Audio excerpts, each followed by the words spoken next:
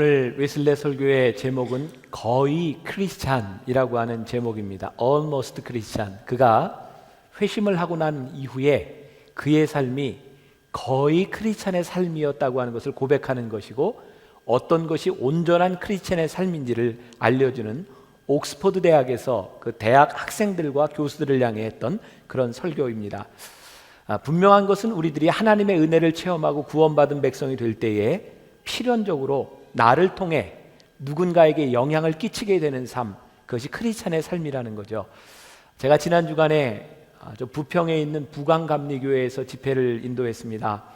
그 교회는 담임 목사님이 전도에 목숨을 건 분이에요. 중학교 3학년 때 회심을 체험하고 나서 이분은 전 교인들이 지금도 아파트 그리고 역 앞에 나가서 전도를 합니다. 이 목사님도 직접 나가서 전도를 하는데, 하루는 부평역 앞에서 한 사람에게 전도를 하게 됐대요. 예수를 믿으세요? 복음을 아세요?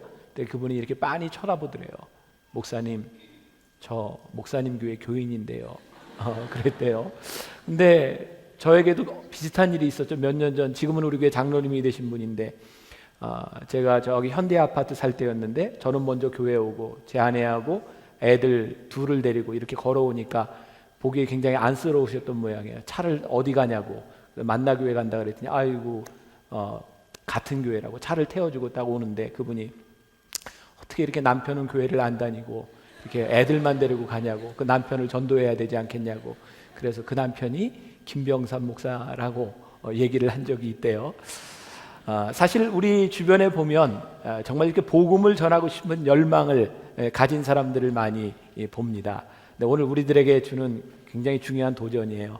오늘 우리들에게 그 변화, 구원의 복음을 전하고 싶은 그런 영향력을 주는 삶을 살아가고 있는가, 아니면 우리는 거의 크리스찬에 머물러 있는가.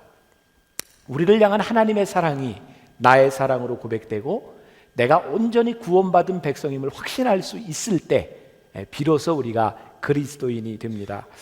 제가 말씀을 준비하는 중에 보았던 한 가지 예화입니다. 어느 주일학교 교장 선생님 앞에 새로 등록한 7살 난 어린이 둘이 서게 되었습니다. 아이들에게 생일과 이름을 묻습니다. 조금 큰 아이가 대답을 합니다. 예, 우리는 둘 다 7살이고요. 제 생일은 4월 8일인데요. 제 동생은 같은 해 4월 20일이에요. 선생님이 도저히 이해할 수가 없습니다. 아니, 어떻게 그럴 수 있니? 그건 불가능한 일이야. 그랬더니 아이가 얘기합니다. 사실이에요, 선생님. 우리 중에 하나는 양자거든요. 선생님이 무의식 중에 물었어요. 그래? 그럼 누가 양자니? 아이가 또 이야기를 합니다. 예, 얼마 전에요, 저희가 바로 아버지한테 물어봤었어요. 우리 둘 중에 누가 양자냐고. 근데 아빠가 저희에게 이렇게 대답하셨어요. 내가 너희 둘 다 너무 사랑해서 누가 양자인지 잊어버렸어. 그게 사랑인 것 같아요. 우리가 하나님의 사랑, 하나님의 은혜, 구원에 대한 감격을 우리들이 느끼면서부터 우리들이 분명히 아는 게 있어요. 하나님은 우리가 과거에 누구였느냐, 그게 중요한 것이 아니라 지금 내가 나와 함께 동행하며 살아가고 있다. 그것이 우리를 향한 하나님의 관심입니다. 오늘 제목에 Almost Christian이라고 하는 이 제목이 알려주는 것처럼, 이 말은요, 하나님을 믿지 않는 사람들을 향해서 하신 그런 말씀이 아니라 교회를 다니고 있는 지성인들을 향해서, 어쩌면 신앙생활을 잘못하고 있는 사람들을 향해서 너희들이 almost 크리스찬이 아니냐라고 하는 질문을 던지고 있는 그런 설교입니다. 저는 이 말씀을 이렇게 제가 준비하면서 어쩌면 260여 년 전 영국에 있었던 크리스찬들의 모습과 우리의 신앙의 모습이 어쩌면 이렇게 동일할까. 우리가 동일한 신앙의 문제를 가지고 있다면 오늘 동일한 답을 이 설교를 통해서 얻을 수 있겠다는 생각을 합니다. 여러분들이 잠깐 요한 웨슬레 목사님의 생애를 보았지만, 요한 웨슬레 목사님은 목회자의 가정에서 태어났고 그는 어렸을 때부터 신앙 교육을 잘 받은 사람이었어요. 그리고 목사가 되기로 결심하지요. 요한 웨슬레 목사님은 굉장히 경건한 분이었고요. 그가 옥스퍼드 대학에 갔을 때에 홀리클럽이라고 하는 모임을 만들었는데, 그 사람들을 가리켜서 소위 메소디스트라 그랬어요. 무슨 얘기냐면 규칙쟁이들. 얼마나 규칙적으로 성경을 읽고 규칙적으로 기도를 하고 규칙적으로 선행을 했는지 굉장히 모범적인 그룹, 그들이 홀리클럽이었어요. 근데 그의 경건과 그 열심은 요한 웨슬레 목사님이 구원받은 확신이 있기 전 그때 행했던 일이었던 것을 봅니다. 한 가지 예화가 있습니다. 어느 날 남루한 옷을 몸에 걸친 소녀 하나가 웨슬리에게 구걸을 했습니다. 너는 대단히 배가 고픈 모양이구나. 옷은 그거밖에 없니? 그리고 아이를 도와주려고 주머니를 뒤졌는데 가진 것이 아무것도 없었습니다. 그리고 집에 돌아왔을 때 그는 자기 서재 벽에 걸린 훌륭한 그림을 보게 되었고 그는 다음과 같은 일기를 썼습니다. 나는 가련한 소녀의 배고픔을 면케해 줄 만한 돈으로 내 집의 벽을 장식하고 있지 않은가. 내 마음은 공의도 없고 자비도 없다. 이 그림들은 저 가련한 소녀의 핏값이 아닌가. 그러면서 그때부터 요한 웨슬레는 자기가 받은 연봉 중에 30파운드를 제외한 2파운드만을 가지고 30파운드 중에 2파운드는 구제비로 내고 28파운드를 가지고 생활을 해요. 그리고 그의 연봉이 60파운드가 되었을 때 마찬가지로 자기 생활비 28파운드만 빼고 32파운드는 구제비로 내놔요. 그의 연봉이 90파운드가 되었을 때도 역시 그는 자기 삶에 28파운드만 남겨놓고 모든 것들을 구제비로 썼던 사람입니다. 여러분 참 대단하다는 생각이 들지 않습니까? 그의 종교적인 열심, 구제하려고 하는 그의 노력, 어쩌면 이렇게 신실한 크리스찬이 있을 수 있을까? 게다가 그는 영국에 있는 그런 목회자로서 미국의 선교사로 미국 사람들, 아메리카인들을 전도하러 떠나게 됩니다. 1735년의 일이었어요. 그 당시에 영국에서 미국까지 가는 배는 8주가 걸렸다고 합니다. 8주 동안 얼마나 많은 일들이 배 안에서 일어났겠습니까? 풍랑을 만나죠. 근데 그 안에 모라비안 교도들, 특히 그 독일의 경건주의자들이 타고 있었는데 이 폭풍이 일 때, 풍랑이 일 때 웨슬레는 죽음에 대한 두려움을 가지고 있었는데 모라비안 교도들은 전혀 두려워하지 않았어요. 웨슬레가 물었습니다. 당신들은 폭풍이 두렵지 않습니까? 그때 그들이 대답합니다. 하나님께 감사한 일입니다만 별로 두렵지 않습니다. 여자와 아이들도 죽음을 두려워하지 않습니다. 그날 웨슬레의 일기장에 이렇게 기록이 되어 있습니다. 나의 일생 중 가장 영광스러운 날이었다. 그가 아직 구원받은 자는 되지 못하지만 구원의 빛을 보았던 죽음을 두려워하지 않는 무엇을 그가 보게 되었어요. 그리고 미국 아메리카 대륙에 도착했을 때 그는 스팽겐베르크라고 하는 모라비안 목사님에게 신앙 상담을 요청합니다. 그때 스팽겐베르크가 웨슬레에게 말합니다. 웨슬리 선생, 성령께서 친히 당신이 하나님의 자녀됨을 증거하고 계십니까? 그리고 또 묻습니다. 당신은 예수 그리스도를 알고 있습니까? 그때 요한 웨슬레는 어떻게 대답해야 될지를 몰랐다고 이야기합니다. 단지 이렇게 말을 했다면, 네, 그분은 세상의 구주이십니다. 그러나 그분이 내 안에 계시고 그분이 나의 삶의 인격자로 나의 구주가 되신다고 하는 것을 고백하지 못했습니다.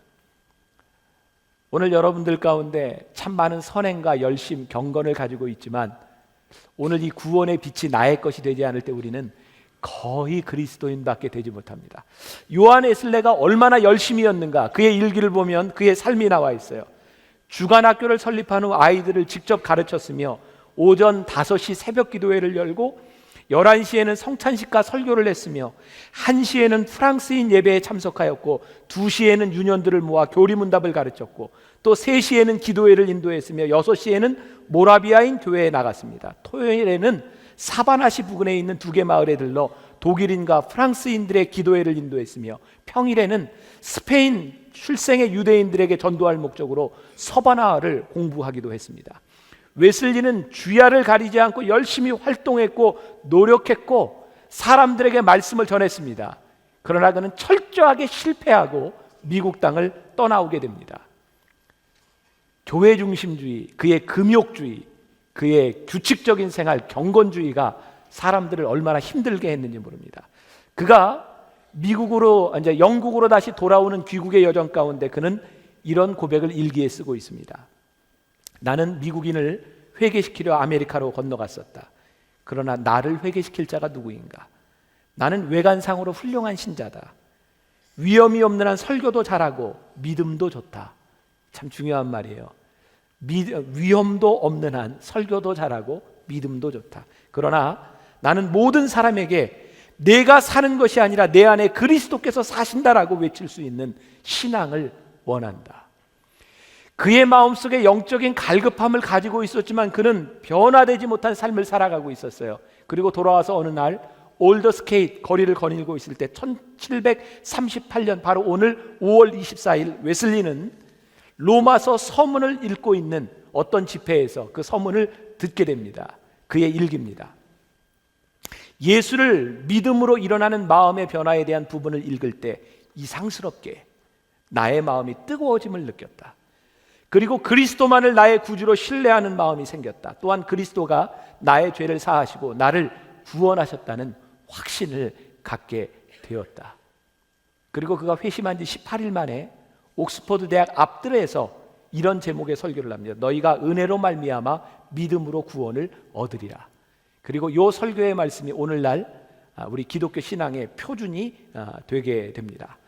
그가 구원을 받고 난 이후에 그가 믿음으로 구원을 받는다고 은혜를 선포하기 시작했을 때 영국의 국교회에 있던 성공회는 요한 웨슬리에게 단지 4개 교회에서만 설교할 수 있는 권한을 주고 어디에서도 설교를 못하도록 금하게 됩니다. 그래서 그가 고향에 돌아갔을 때 교회에서 설교를 하지 못하고 아버지 무덤에서 설교를 하게 되지요. 그리고 유명한 말을 왜 요한 웨슬리가 남깁니다. 세계는 나의 교구다. 이 말은 세계를 다 선교하겠다 그런 말이 아니었어요. 그가 교회 안에서 설교를 할 수 없었기 때문에 이 바퀴, 이 시장통이 나의 교구가 되었다라고 하는 말입니다. 근데 참 놀라운 일은요, 사람은 그가 설교할 곳을 막아버렸지만 하나님께서는 더 넓은 곳에 그를 사용하시는 것을 우리들이 깨닫게 됩니다. 그는 결국 88세의 나이로 그의 인생을 마감하게 됩니다. 그는 그의 삶을 통해 거의 크리스찬이란 그의 경험을 통해 정말 열심히 있고 성실하고 그렇게 경건하고 그렇게 살아가지만 결국 하나님의 완전에 이르지 못하는 거의 크리스찬으로 끝날 수 있다는 것이었죠. 바로 그의 삶의 고민이 그의 신앙의 이상이 되게 되는 것입니다. 그 시대의 교육의 가치의 중심이 성경에 있었지만 그의 삶에 성경을 많이 사모했지만 그것이 그로 하여금 온전한 크리스찬이 되게 하지 못했어요. 그가 열심히 봉사했지만 경건하게 살아갔지만 그것이 그의 삶을 온전하게 만들어주지 못했어요. 그는 그의 설교 가운데서 이런 고백을 합니다. 정직함이 온전한 크리스찬의 기준은 아닙니다. 여러분, 제가 여러분들에게 정직하라고 하는 설교를 얼마나 많이 합니까? 예수 믿으면 우리들이 정직해야 된다. 그런데 요한 웨슬리가 이야기하기를 예수를 안 믿는 사람도 정직하게 살려고 합니다. 우리 인간들에게는 보편적인 가치가 있습니다. 정직이라고 하는 규칙에 따라 우리는 불공평해서도 안 되고 강도짓을 해서도 안 되고 절도를 해서도 안 되고 남의 물건에 손을 대서도 안 되고 가난한 자들을 압제해서도 안 되고 누구의 것을 착취해서도 안 되고 이런 말들은 크리스찬들만 하는 것이 아니라 다른 종교를 가진 사람들도 얼마든지 할 수 있는 일입니다.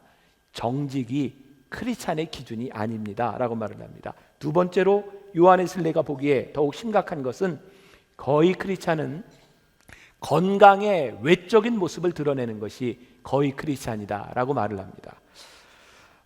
이건 요한 웨슬리 설교에 나오는 이야기는 아니고요, 제가 말씀을 준비하다가 그런 이야기를 보게 됐어요. 옛날에 경건한 사람들은 늘 말씀을 묵상하면서 기도하는 자세로 걸어 다녔답니다. 그러다가 말씀을 보다가 벽에 부딪혀서 나무에 부딪혀서 머리가 깨져서 피가 흐르기도 했대요. 그래서 사람들은 이마에 피가 흐르는 사람이 보면 아, 저 사람이 경건한 사람이구나 라고 생각을 했답니다. 나중에는 이 말을 듣고 싶어 했던 바리새인들이 집에서 나오기 전에 벽에다 머리를 찍고 그리고 피를 흘리고 나왔다고 합니다. 경건을 남에게 보이기 위해서죠. 이 토마스 왓슨이라고 하는 사람은 이야기합니다. 이와 같은 거짓 경건은 이중 죄악이다. 우리들이 경건하게 살려고 하는 노력 참 중요하기는 한데 그게 온전한 크리스찬은 아니다. 이 웨슬레의 설교를 제가 읽으면서 혹시 이게 잘못 번역이 된 것이 아닌가라고 제가 생각을 했었어요. 그의 설교에 나오는 이야기입니다. 이 경건한 사람들, 거의 크리스찬들은요, 남을 축복하고 다른 사람들을 저주하지 않습니다. 예할 때 예하고 아니요 할 때 아니요를 합니다. 남을 욕하지도 않고 남이 없는 데서 험담하지도 않습니다. 모든 언사에 조심합니다. 또한 술 취하지 않습니다. 흥청거리지 않습니다. 탐식하지 않습니다. 다른 사람과 평화하려고 노력합니다. 악을 악으로 갚지 않습니다. 남을 위하여 수고하고 희생하는 일도 절대 마다하지 않습니다. 게으르지 않습니다. 선을 행할 기회가 있을 때 모든 사람들의 영혼과 육신을 위해 각종 선을 행합니다. 범사에 그리스도의 복음을 더욱 드높이는 일에 수고를 아끼지 않습니다. 예배 시간에 매 순서마다 주의를 기울이며 진지하게 행동합니다. 성만찬을 받으러 나올 때 주님, 죄인에게 자비를 베푸소서라고 말을 하면서 성만찬을 받습니다. 하나님의 집에 들어올 때 한결같은 모습으로 출입하며 절대로 예절에 거슬리는 일도 하지 않습니다. 어디에 내놔도 누가 보기에도 경건의 모양을 가진 아주 진실한 크리스찬으로밖에 생각할 수 없군요. 아니, 더 이상 어떻게 하라는 말입니까? 제가 그래서 혹시 이거 번역이 잘못된 게 아닌가 그렇게 생각을 했었어요. 그런데 요한웨슬레의 생애를 보니까 그가 가슴이 뜨거워지기 전에 그의 모습이 바로 이런 모습이었어요. 그는 최선을 다해서 남을 도왔고요, 그는 규칙적으로 성경을 읽었고 규칙적으로 기도를 했고 그의 마음의 열정을 가지고 저 미국에까지 가서 선교사의 삶을 살았던 사람입니다. 근데 그의 마음이 뜨거워지고 나니까 자기의 모습을 보니까 그게 온전한 크리스찬이 아니라 거의 크리스찬의 모습밖에 되지 않았다는 거죠. 세 번째, 웨슬레는 거의 크리스찬, 거의 그리스도인이란 신실성을 표준으로 삼는다라고 이야기합니다. 야, 보세요. 정직한 것, 경건한 것, 게다가 신실하기까지 한데 이것이 온전한 크리스찬의 모습이 아니라 거의 크리스찬이라고 말을 합니다. 그는 그의 설교에서 비기독교인이었던 에피큐리안 시인의 글을 인용합니다. 이런 말이에요. 선한 사람들은 덕을 사랑하기 때문에 죄를 피하고 악한 사람들은 처벌이 무서워서 죄를 피한다. 그러므로 만약 누가 처벌을 면하기 위해서만 악행을 멀리한다면 너는 교수형을 당하지는 않을 것이다. 이게 무슨 얘기냐면 이 에피큐리안 학파들도요, 벌받기 위해서 죄를 짓지 않는 것이 아니라 선한 사람들은 덕을 사랑하기 때문에 죄를 짓지 않는다는 거예요. 우리들이 예수를 믿으면서요, 지옥에 가지 않으려고 죄를 짓는 그런 차원이 아니라 우리들이 하나님을 섬기고자 하는 의지를 가지고 우리들이 선을 행하고 하나님의 뜻대로 살아가기 위한 소원을 가지고 우리들이 살아가는데, 이런 삶을 살아가는 것도 결국은 거의 크리스찬이랍니다. 제가 여기까지 설교 준비를 했을 때 굉장히 혼란스러웠어요. 우리가 하나님의 뜻대로 살려고 노력하는 것, 그거 이상 우리들이 더 할 수 있는 일이 무엇인가? 근데 그것도 온전함이 아니라고 하면 우리들에게 어떤 신앙이 온전한 크리스찬의 신앙인가? 근데 정말 어려운 일이기는 하지만 요한웨슬레가 우리들에게 주시는 정말 명확한 도전을 발견하게 됩니다. 마가복음 12장 30절의 말씀을 요한웨슬레가 인용합니다. 같이 봉독해 볼까요? 내 마음을 다하고 목숨을 다하고 뜻을 다하고 힘을 다하여 주 너의 하나님을 사랑하라 하신 것이요. 하나님을 사랑하지 않는 경건함과 하나님을 사랑하지 않는 정직함, 하나님을 사랑하지 않는 신실함은 거의 크리스찬에 머물 수밖에 없다. 요한웨슬레는 시편 73편 25절의 말씀을 인용하는데요, 하늘에서는 주 외에 누가 내게 있으리요, 땅에서는 주밖에 내가 사모할 리가 없나이다. 내 안에 하나님이 계시고 내 밖에도 하나님으로 충만한 것, 그 상태가 아니면 우리들이 하는 모든 노력들과 우리들이 하려고 하는 이 의지들, 이것이 거의 크리스찬에 머무를 수밖에 없다는 겁니다. 사실 제가 오늘 새벽에 제 사무실에 나와서 무엇을 먼저 해야 되나, 제가 다른 날보다 조금 늦게 나왔습니다.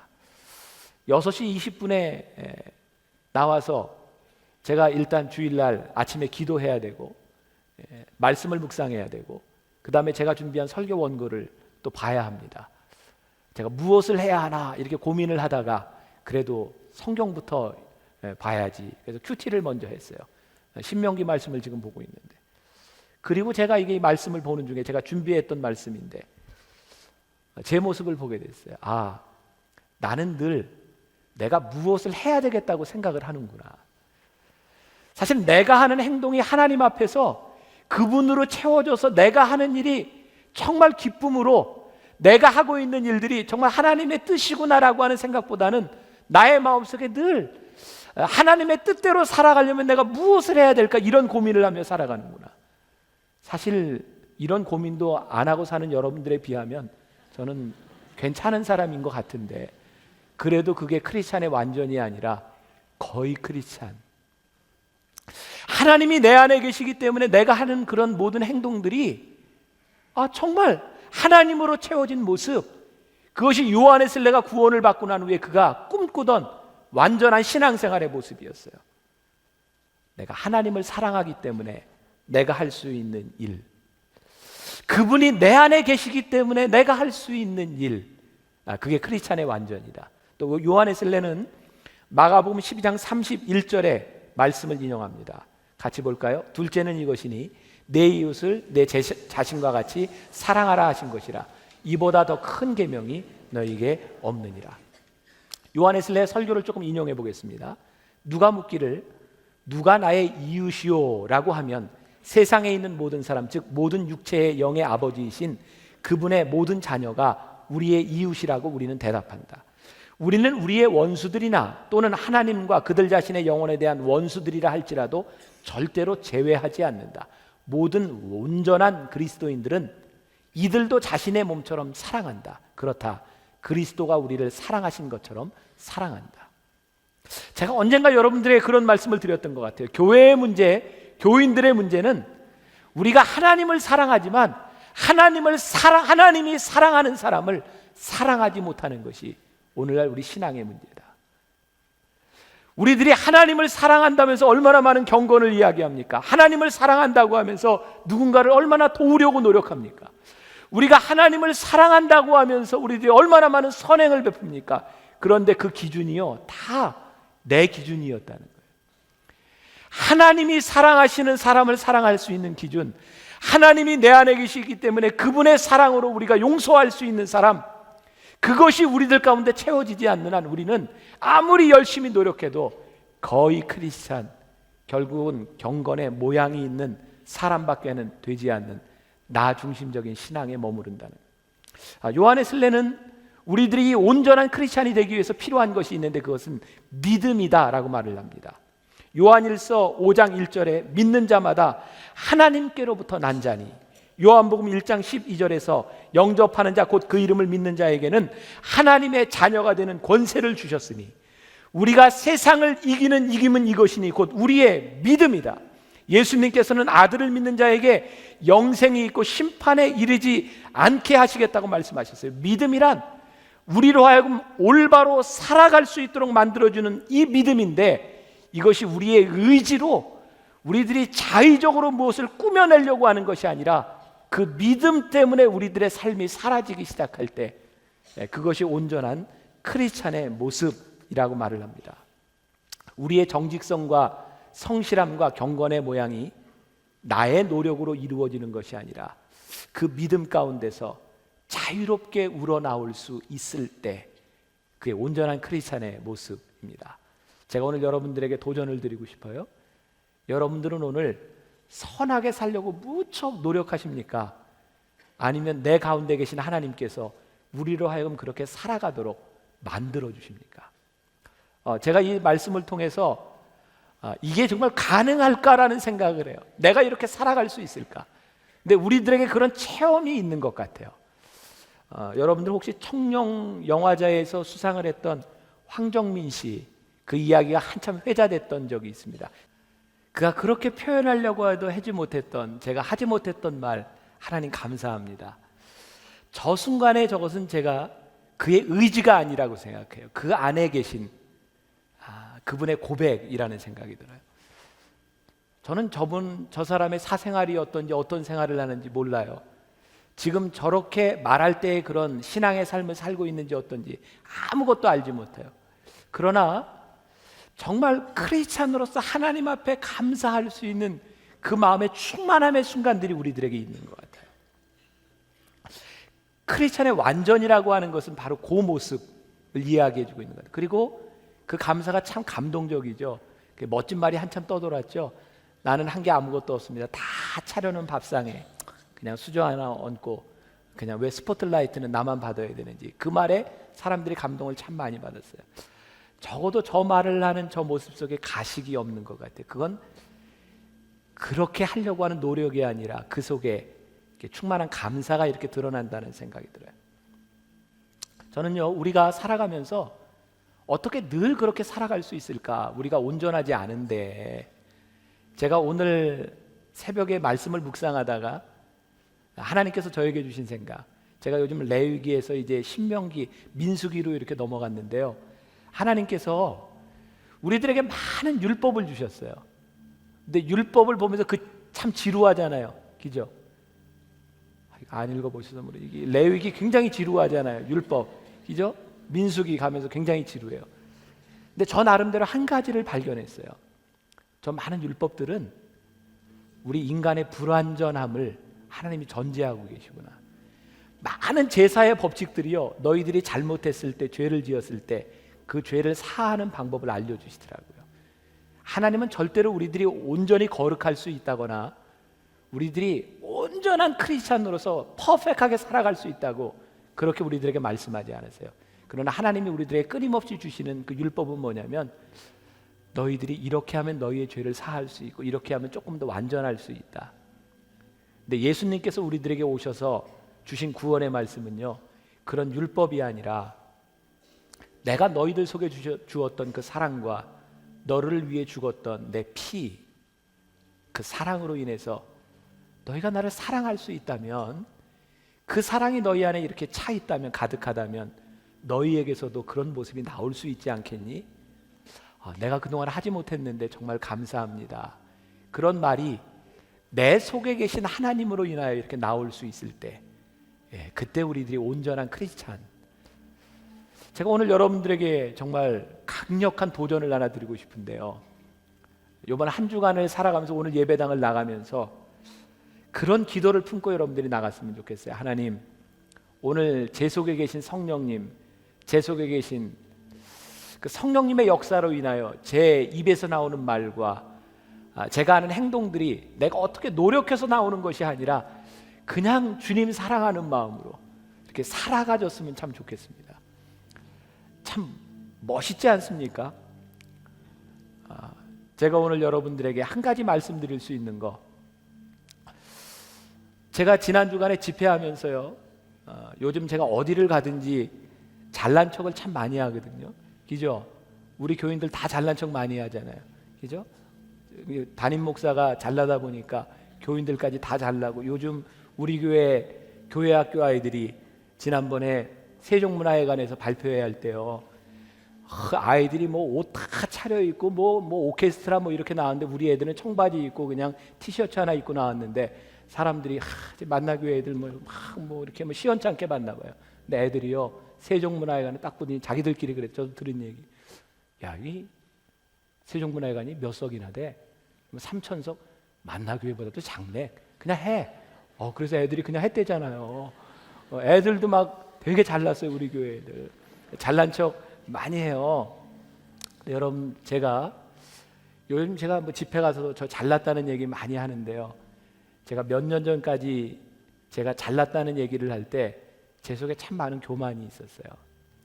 근데 제가 아픈 시간들을 지나가면서 저를 향한 하나님의 은혜를 깨닫고 제가 저 잘났어요 얘기할 때, 그거는 제가 잘난 척 하려는 게 아니에요. 하나님의 은혜가 제 속에서 이렇게 많이 넘쳐요. 그리고 제가 여러분들에게 고백하잖아요. 저 작년보다 올해 제 신앙을 하나님이 많이 이렇게 성숙시켜 주죠. 저 분명히 제가 얘기할 수 있어요. 하나님이 저를 이렇게 믿음을 이렇게 키워 주신다. 그게 완전하다는 말 절대 아닙니다. 그러나 분명한 것은 하나님이 오늘도 저를 이렇게 크리스찬의 완전을 향해 부족하지만 이렇게 끌고 가신다는 거예요. 저나 여러분들이나 누가 하나님 앞에 완전하겠습니까? 그러나 우리들이 거의 크리스찬에 머무를 수는 없는 거 아닙니까? 우리가 완전을 향해서 적어도 이렇게 갈 수 있는 사랑. 그래서 이번 주간 여러분들에게 드리는 도전이, 내가 하나님을 사랑하기 때문에 내가 어떻게 막 착하게 살려고 하는 의지가 아니라, 내 속에 계신 하나님이 주시는 마음을 가지고 이렇게 우러나오는 이렇게 표현, 우리들의 삶으로, 그 구원의 감격으로 한번 여러분들이 살 수 있다면 이 한 주가 정말 멋진 한 주가 될 것 같아요. 그리고 다음 주에 우리들이 모일 때 적어도 그 감격스러운 모습으로 하나님 앞에 예배를 드릴 때 이 예배를 하나님이 정말 귀하게 받으시리라 제가 확신합니다. 여러분 온 마음 다해 주님을 사랑하는 마음으로, 온 마음 다해 주님을 찬양하는 마음으로 한 주간을 살아가며 정말 멋진 신앙의 고백이 여러분들에게 있기를 주의 이름으로 간절히 축원합니다.